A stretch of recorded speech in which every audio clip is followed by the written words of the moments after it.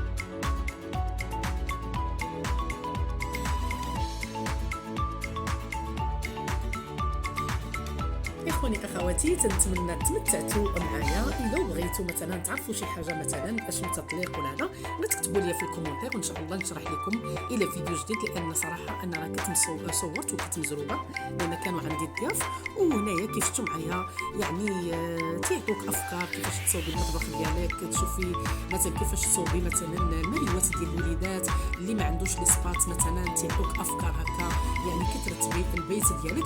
فلهذا نتمنى ان شاء الله هذا الفلوق ديال ايكيا ينال الاعجاب ديالكم. ولا كان بغيتوا مثلا شي فلوق مثلا مختلف هذا، كتبوا لي في كومونتير ان شاء الله. وهاد صراحه هاد المكان راه حدايا تقريبا واحد 35 دقيقه. انا غير ما فكرتش يعني ندير لكم فلوقات، يعني قلنا نحيدوا المطبخ، نحيدوا الاشياء اللي دائما عينا بها.